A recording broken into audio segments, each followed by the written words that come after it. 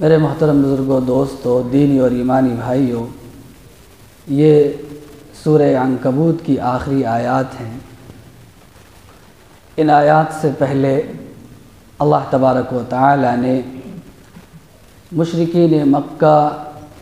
کی صورتحال کو بیان کیا تھا کہ ان کا حال یہ ہوتا ہے کہ جب وہ کشتی پر سوار ہوتے ہیں تو اپنی دلچسپیوں میں، اپنی گفتگو میں مگن ہوتے ہیں اور بھول کر بھی وہ اللہ کو یاد نہیں کرتے، لیکن جب طوفان آنے لگتا ہے، سامنے موت کھڑی نظر آنے لگتی ہے تو فوراً تمام باطل معبودوں کو چھوڑ کر، تمام دیویوں دیوتاؤں کو چھوڑ کر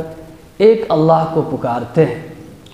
اور اسی سے درخواست کرتے ہیں، دعا کرتے ہیں کہ تو ہی ہماری مصیبت کو دور کر سکتا ہے۔ مفسرین نے لکھا ہے کہ فَإِذَا رَكِبُوا فِي الْفُلْكِ دَعَوُا اللَّهَ مُخْلِصِينَ لَهُ الدِّينَ کہ جب کشتی پر سوار لوگوں کو مصیبت سامنے کھڑی نظر آتی ہے تو وہ ایک اللہ کو خالص کر کے، خالص اعتقاد رکھتے ہوئے، مخلص ہو کر اسی کو پکارتے ہیں۔ تو یہ لکھا ہے کہ جب کافر اور مشرک بھی اللہ تبارک و تعالی سے دعا کرتے ہیں اور اس حالت میں دعا کرتے ہیں کہ وہ بے بس ہو جاتے ہیں اور کوئی دوسرا سہارا سوائے اللہ کے ان کو نظر نہیں آتا، اور وہ یقین کے ساتھ دعا کرتے ہیں کہ اے اللہ تو ہی میری دعا کو قبول کر لے، اے وہ خالق و مالک جو اس ساری سنسار کا، ساری کائنات کا بنانے والا ہے۔ جب وہ اس یقین کے ساتھ دعا کرتے ہیں اور مضطر وہ ہوتے ہیں، مجبور ہوتے ہیں، تو اللہ تبارک و تعالی کافروں کی دعا بھی قبول فرما لیتا ہے۔ اور جہاں ایک آیت کریمہ کے اندر یہ بات کہی گئی ہے وَمَا دُعَاءُ الْكَافِرِينَ إِلَّا فِي ضَلَالٍ کہ کافروں کی دعا قابل قبول نہیں ہے، اس آیت کے تعلق سے علماء اور مفسرین کا کہنا ہے کہ اس کا تعلق آخرت سے ہے، کہ آخرت میں وہ اللہ سے دعا کریں گے کہ اے اللہ مجھے اس مصیبت سے، مجھے عذاب سے نجات عطا فرما دے، اس وقت ان کی دعا قبول نہیں ہوگی۔ دوسری بات یہ کہ کسی مصیبت کے وقت اللہ تبارک و تعالیٰ کو پکارنا اور یہ اللہ سے عہد و معاہدہ کرنا کہ اللہ اگر تو نے اس مصیبت کو دور کر دیا تو میں صرف تیری عبادت میں لگا رہوں گا، معصیتوں کو چھوڑ دوں گا، گناہوں کو ترک کر دوں گا، اور پھر جب مصیبت دور ہو جائے تو پھر دوبارہ اللہ تبارک و تعالیٰ کی معصیت میں لگ جانا اور کفر و شرک کرنے لگنا یا گناہ کرنے لگنا، ایسا ہی ہے گویا کہ یہ کافروں اور مشرکوں کی صفت ہے۔ افسوس کے ساتھ یہ کہنا پڑتا ہے کہ آپ جائزہ لیجئے تو ہم مسلمان، ہم اور آپ سب اس میں شریک ہیں کہ جب مصیبت آتی ہے، تنگی آتی ہے، پریشانیوں کا سامنا کرنا پڑتا ہے،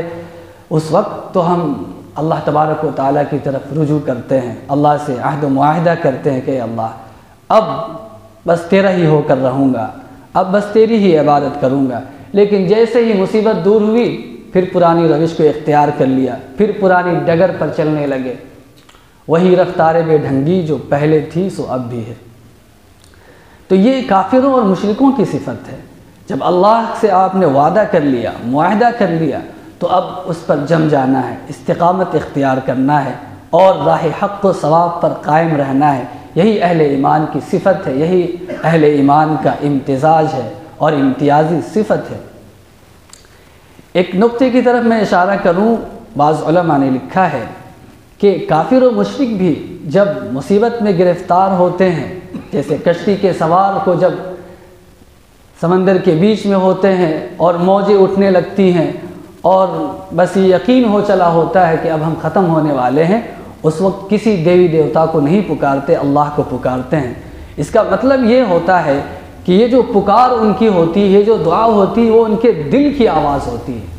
گویا کہ ان کے دل سے یہ دعا نکلتی ہے، یعنی ان کی فطرت کی آواز یہی ہے کہ اللہ ایک ہے اور وہی مصیبتوں کو دور کرنے والا ہے، وہی پریشانیوں کو ختم فرمانے والا ہے۔ تو اس سے یہ اندازہ ہوتا ہے کہ ہر انسان کی فطرت میں، اس کے نیچر میں، اس کے مزاج میں یہ بات رکھی گئی ہے کہ وہ صرف اللہ کی عبادت کرے، اس کے علاوہ کسی کو خدا اور مالک اور دیگر صفات کا حامل نہ سمجھے۔ تو یہ بات کہی گئی کہ ان کا مصیبتوں میں اللہ کو پکارنا اس بات کی طرف اشارہ کرتا ہے کہ ان کی فطرت کے اندر بھی یہ بات ہے کہ وہ توحید کے پرستار ہوں، ایک اللہ کو مانیں۔ تو یہ نقطہ علماء نے بیان فرمایا ہے۔ وَمَنْ أَظْلَمُ مِمَّنِ افْتَرَى عَلَى اللَّهِ كَذِبًا أَوْ كَذَّبَ بِالْحَقِّ لَمَّا جَاءَ۔ مشرکین مکہ کے سامنے یہ بات واضح کی گئی تھی کہ اللہ تبارک و تعالیٰ نے تمہیں حرم کے اندر، مکہ مکرمہ کے اندر آباد کیا ہے، اور یہ اتنی بڑی نعمت ہے کہ مکہ مکرمہ کو اللہ نے امن والی جگہ، شانتی والی جگہ بنایا ہے کہ یہاں کوئی کسی کو قتل نہیں کر سکتا، کوئی کسی کو تکلیف نہیں پہنچا سکتا۔ انسان تو انسان ہے، کسی جانور کو نہیں مارا جا سکتا، کسی پیڑ پودے کو نہیں اکھاڑا جا سکتا، جو بھی وہاں آ گیا اس کو امن مل جاتا ہے۔ تو ایسے علاقے میں، ایسے شہر میں تمہیں آباد کیا ہے، اور مکہ مکرمہ کے آس پاس کے علاقوں میں قتل و غارت گری ہے، لوٹ مار مچی ہوئی ہے، لوگ پریشان ہیں، لوگ مضطرب ہیں۔ تمہیں غور کرنا چاہیے کہ ان نعمتوں کو عطا کرنے والا کون ہے، حرم کو امن والی جگہ بنانے والا کون ہے، تمہیں یہ غور کرنا چاہیے۔ پھر یہ بات ارشاد فرمائی گئی کہ اس سے بڑا ظالم کون ہوگا جو اللہ پر جھوٹ باندھے، اللہ پر الزام تراشیاں کرے، یعنی اللہ کی ذات و صفات میں دوسری چیزوں کو شریک کرے، یا کسی اور چیز کو، کسی اور کو مشکل کشا سمجھے، حاجت روا سمجھے، دکھ اور بیماری دور کرنے والا سمجھے، اور اللہ کی طرف وہ چیزیں منسوب کرے جو اللہ کی شان کے خلاف ہو۔ حضرت عیسیٰ کو اللہ کا بیٹا قرار دے، عزیر کو اللہ کا بیٹا قرار دے، یا کسی اور مخلوق کو، کسی اور انسان کو یا فرشتے کو اللہ کی طرف منسوب کرے اور یہ کہے کہ اللہ کا ان سے کوئی رشتہ ہے۔ نعوذ باللہ، اللہ کی کسی سے رشتہ داری نہیں ہے۔ اللہ الصمد، اللہ بے نیاز ہے، نہ اس کی اولادیں ہیں، نہ وہ جنتا ہے، نہ وہ خود جنا گیا ہے۔ اللہ بے نیاز ہے۔ لیس کمثلہ شیء، اللہ کے جیسی کوئی چیز دنیا میں ہے ہی نہیں۔ تو یہ بات کہی گئی کہ اس سے بڑا ظالم کون ہوگا جو اللہ پر الزام لگائے، اللہ پر جھوٹ باندھے، او کذب بالحق لما جاء، اور جب اس کے سامنے حق بات پیش کی جائے، حق بات آ جائے تو اس کی تکذیب کرے۔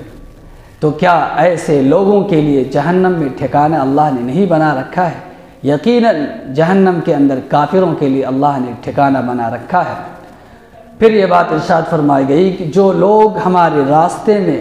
مجاہدے برداشت کرتے ہیں، والذین جاہدوا فینا، جو لوگ ہمارے راستے میں مجاہدے برداشت کرتے ہیں، مشقتیں برداشت کرتے ہیں، اور اللہ کے دین کی نشر و اشاعت کے لیے، اللہ کے کلمے کو بلند کرنے کے لیے، اعلاء کلمت اللہ کے لیے ہر طرح کی قربانی پیش کرتے ہیں، جان و مال کو جھونک دیتے ہیں، اپنے اوقات کو صرف کر دیتے ہیں، ایسے لوگوں کے لیے اللہ تبارک و تعالیٰ یہ خوشخبری دیتا ہے کہ ہم ضرور بھی ضرور ایسے لوگوں کو اپنے راستے کی رہنمائی کرتے ہیں۔ سبیل کی جمع سبل ہے، یعنی ایسا راستہ جو منزل مقصود تک لے جاتا ہے۔ اور منزل مقصود کیا ہے؟ منزل مقصود ایک اہل ایمان کا یہ ہے کہ اللہ کی رضا حاصل ہو جائے، اللہ کی خوشنودی حاصل ہو جائے، اللہ کا قرب حاصل ہو جائے۔ تو جو لوگ اس نیت کے ساتھ کہ اللہ کی نشر، اللہ کے دین کی بلندی ہو، اللہ کے کلمے کی بلندی ہو، اللہ کے پیغام کو پہنچایا جائے، اور اس وجہ سے وہ مشقتیں برداشت کرتے ہیں، آنے والی پریشانیوں پر صبر کرتے ہیں، استقامت کے ساتھ جمے رہتے ہیں، اس پر اللہ کی طرف سے ثواب کی امید رکھتے ہیں، تو اللہ تبارک و تعالیٰ فرماتا ہے کہ انہیں ہم رہنمائی فرماتے ہیں، ان کے لیے راستے کھول دیتے ہیں۔ یہاں پر فی نہ کہا گیا ہے کہ جو ہمارے راستے میں مجاہدے برداشت کرتے ہیں۔ علماء نے یہ نقطہ بیان کیا کہ اس کا مطلب یہ ہے کہ ہمارے راستے میں ہونے کا مطلب یہ ہے کہ صرف میری رضا کے لیے یہ کام کیا جائے۔ تو گویا کہ جہاد اور مجاہدہ جس کی تعریف یہ کی گئی کہ جو بھی انسان کی طاقت و قوت ہے اس کو صرف کرنا دشمن کے مقابلے کے لیے۔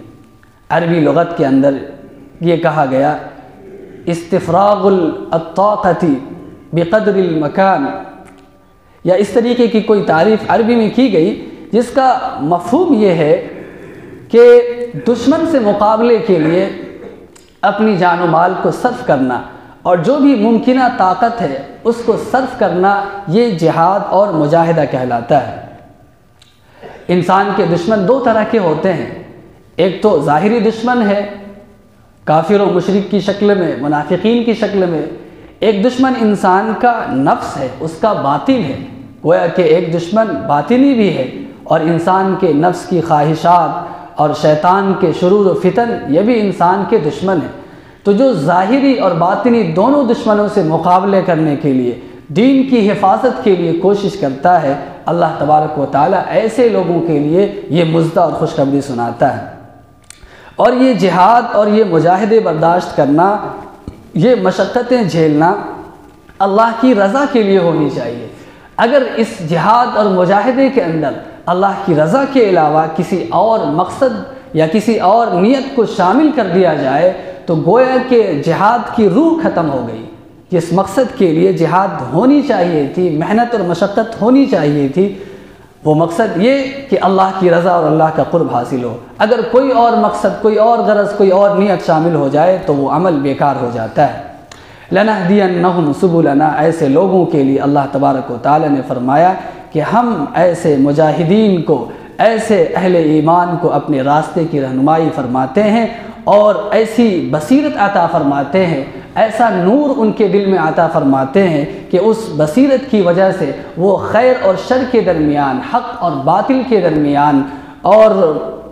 ایسے معاملات میں کہ جب انسان پھنستا ہے تو اللہ تبارک و تعالیٰ کی رہنمائی کے بغیر وہ وہاں سے نکل نہیں سکتا، ایسے موقع پر اللہ تبارک و تعالیٰ ان لوگوں کی رہنمائی فرماتا ہے اور ان کی بصیرت کی وجہ سے خیر و شر کے درمیان، حق و باطل کے درمیان تمیز کرنے کی صلاحیت اور قوت اللہ تبارک و تعالیٰ عطا فرما دیتا ہے۔ وَإِنَّ اللَّهَ لَمَعَ الْمُحْسِنِينَ، اور یقیناً اللہ تبارک و تعالیٰ محسنین کے ساتھ ہوتا ہے۔ یہاں پر یہ بات بھی فرما دی گئی کہ جو اللہ کے راستے میں مجاہدے برداشت کر رہے ہیں انہیں اپنے آپ کو اکیلا تصور نہیں کرنا چاہیے۔ ہر لمحہ، ہر وقت اللہ تبارک و تعالیٰ ایسے محسنین کے ساتھ، ایسے نیکوکاروں کے ساتھ، ایسے مجاہدین کے ساتھ ہوتا ہے جو ان کی نصرت فرماتا رہتا ہے، ان کی مدد فرماتا رہتا ہے اور پریشانیوں کو اور مشقتوں کو ان کے سامنے ہلکا کر کے پیش کرتا ہے، اور اللہ تبارک و تعالی ہمیشہ ان کے ساتھ ہوا کرتا ہے۔ لہٰذا جو بھی حق کے راستے میں مجاہدے برداشت کرنے والے ہیں وہ اپنے آپ کو تنہا نہ سمجھے، وہ یہ نہ سمجھے کہ ہم اسی طریقے سے مجاہدے برداشت کرتے رہیں گے، کوئی نتیجہ نکل کر نہیں آئے گا، یا ہم کفار و مشرکین کی طرف سے پریشانیوں کا سامنا کرتے رہیں گے اور اللہ کی طرف سے آسانی کا معاملہ نہیں ہوگا، ایسی بات ہرگز نہیں ہے۔ تو یہ بات ان آیات کریمہ کے اندر بیان فرمائی گئی کہ اللہ کے راستے میں مجاہدے برداشت کرنے والوں کو اللہ تبارک و تعالی رہنمائی فرماتا ہے اور ایک بصیرت عطا فرماتا ہے، ایک نور عطا فرماتا ہے، ایک اندر کی ایسی قوت عطا فرماتا ہے جس کے ذریعے سے وہ حق بات کو پہچان لیتا ہے اور خیر اور شر کے درمیان، حق و باطل کے درمیان، نور و ظلمت کے درمیان تمیز کرنے کی اس کے اندر صلاحیت پیدا ہو جاتی ہے۔ اللہ تبارک و تعالی سے دعا ہے کہ ان باتوں کو سمجھ